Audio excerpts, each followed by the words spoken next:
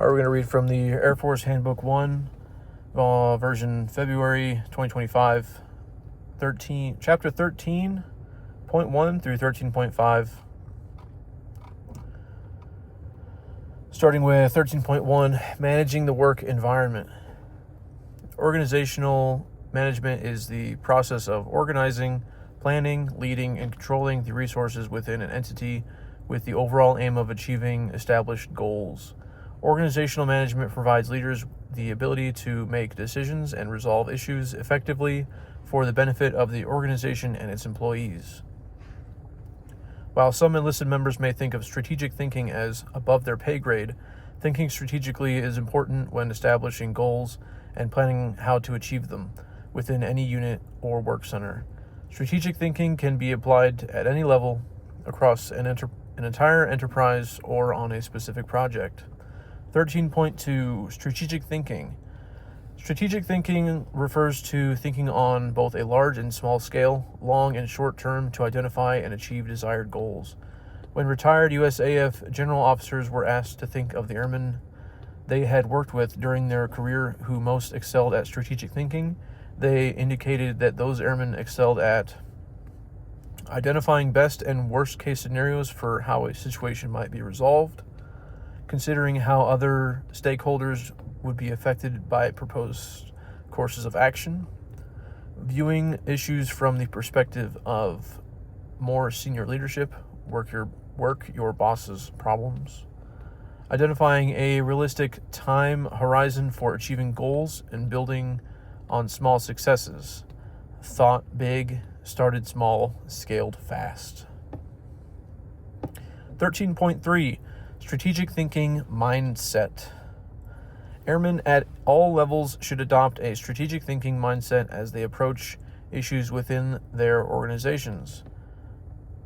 Strategy sets priorities, goals, objectives, and key performance indicators, measures that are aligned from the lowest echelon to the highest and ensures all airmen are marching down the same path toward the same target. When the current state of performance is not reaching the target level, continuous improvement methods such as Lean, Six Sigma, or theory of constraints may be used to address identified issues. Refer to DoD I 5010.42, DoDD Wide Continuous Process Improvement, CPI, Lean Six Sigma, LSS, Program, and DoDI 5010.43, Implementation and Management of the DoD-wide Continuous Process Improvement / Lean Six Sigma, CPI, LSS program.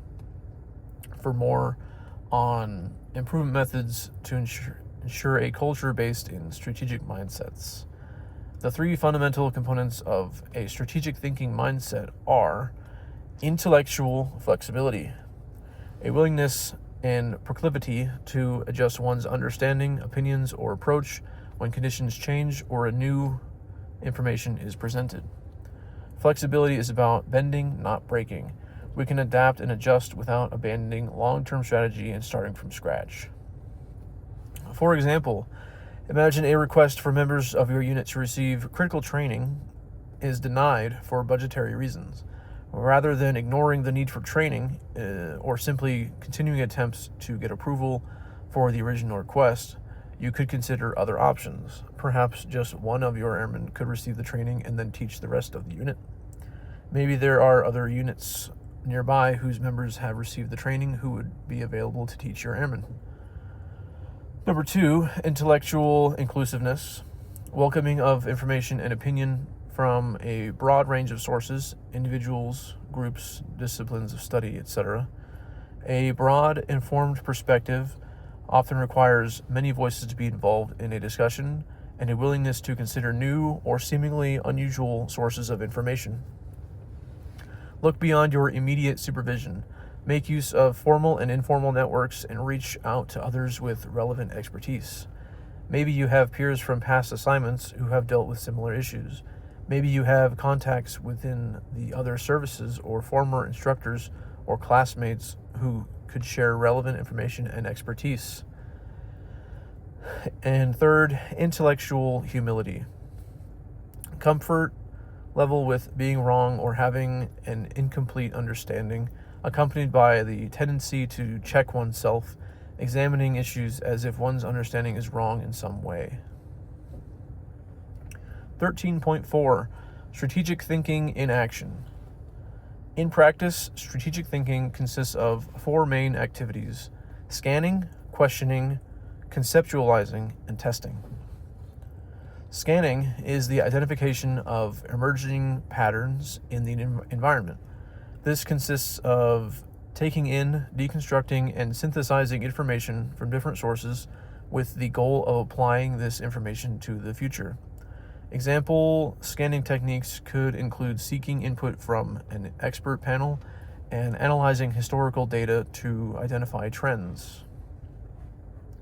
Questioning, asking questions of others and oneself, is needed to more fully understand an issue from different perspectives.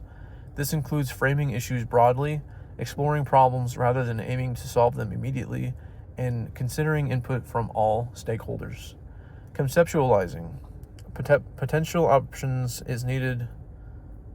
Conceptualizing potential options is needed to identify possibilities for future direction. This includes identifying a broad range of options, brainstorming, using various analytic tools and techniques to explore potential solutions, and rejecting options only after explorations. Testing allows for informed speculation to anticipate the impact of a proposed action on organizational performance. For example, one might initially conduct a role play of how the proposed course of action would be communicated to stakeholders and how they are likely to respond. The proposed solution should be tested on a small scale, a pilot test, in order to evaluate its initial impact and to address any problems that arise in the initial implementation. 13.5 Results focus. At the individual and team level, optimal performance requires setting goals to stay on track, but not all goals are alike. Goal setting is most likely to improve performance when goals are specific, measurable, attainable, relevant, and time-bound. SMART. S. Specific. Specific objectives, targets should answer who is involved and what is to be accomplished, where it is to be done, when it is to be done, which requirement and constraints exist, and why, purpose, the objective is being accomplished. M. Measurable. Establish criteria for measuring progress toward an attainment of each objective target milestone until the desired objective is met. A. Attainable. Ensure applicable resources are available and objectives, tasks within acceptable levels of risk are possible. It may also be helpful to use action-oriented statements rather than passive voice. Note: the term attainable does not imply that goals should be easy to attain. Research has consistently found that setting difficult or challenging goals improves performance more than setting goals that are easy or only moderately difficult to meet. R. Relevant. Link to the mission, vision, and goals and ensure they are meaningful and relevant to the user. Good objectives must be obtainable yet purposeful. T. Time-bound. Provide a date for completion. Targeted dates provide periodic and overall accountability. While goal setting can improve both individual and group performance, interdependent work may require a focus on how individuals contribute to the group. Group-centric goals. Goals that are strictly focused on maximizing individual results. Ego-centric goals may backfire when collaboration is needed. For example, managers may set numeric goals for help desk technicians to resolve a certain number of help desk tickets each month. Ego-centric goals for each individual employee to resolve a certain number of tickets may disincentivize support to other team members, such as training and coaching new team members. Group-centric goals for an entire work unit to resolve a certain number of tickets may be more likely to increase overall performance by inherently incentivizing both processing tickets individually and providing support that will help other team members resolve tickets as well.